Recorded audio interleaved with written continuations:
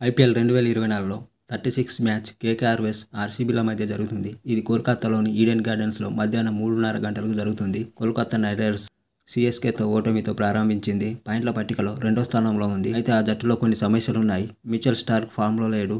ఈ సీజన్లో 232 పరుగులిచ్చి 5 వికెట్లు తీశాడు. ఆర్ఆర్తో జరిగిన మ్యాచ్లో అతను వికెట్ తీయకుండా 50 పరుగులిచ్చాడు. అలాగే కేకేఆర్లో ఓపెనర్లు చెలరేగడంతో బ్యాటింగ్ లైనప్ బ్యాలెన్స్డ్గా కనిపిస్తుంది. మిడిల్ ఆర్డర్ కూడా పరుగులు రాబడుతోంది. వేలి గాయంతో అవుటైన నితీష్ రాణా తిరిగి జట్టులోకి రావాలని ఎదురుచూస్తోంది. ఆర్సీబీతో జరిగే మ్యాచ్లో అతను తిరిగి వస్తాడని భావిస్తున్నారు. అలాగే ఈ గేమ్లో బెంగళూరు పాయింట్ల పట్టికలో చివరి స్థానంలో ఉంది. ఎస్ఆర్హెచ్కి వ్యతిరేకంగా వారి బౌలర్లు 287 పరుగులు ఇచ్చారు. ఇది ఐపీఎల్ మొదటి ఇన్నింగ్స్లో అత్యధిక పరుగులు చేసిన చెత్త రికార్డు. ఈ మ్యాచ్లో ఎస్ఆర్హెచ్ 25 పరుగుల తేడాతో విజయం సాధించడంతో ఆర్సీబీ చేజింగ్లో 262 పరుగులతో గట్టిగా స్పందించింది.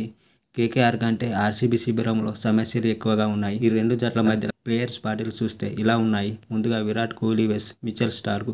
ఐపీఎల్లో మరోసారి కోహ్లీ మిచెల్ స్టార్క్తో ముఖాముఖి తలపడుతున్నాడు.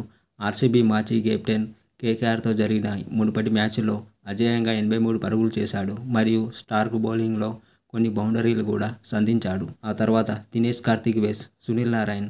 ఈ సీజన్లో చివరి ఓవర్లలో డీకే బ్యాటింగ్ చేసిన విధానం చూస్తే కేకేఆర్ అతనిపై సునీల్ నారాయణ్ మరియు చక్రవర్తిని తమ స్పిన్నర్లను ఉపయోగించుకోవచ్చు. లోయర్ ఆర్డర్లో ఆర్సీబీ కోసం కీలకమైన బ్యాటర్ను డీకేను అవుట్ చేయడానికి వీరిద్దరు కలిసి రావచ్చు.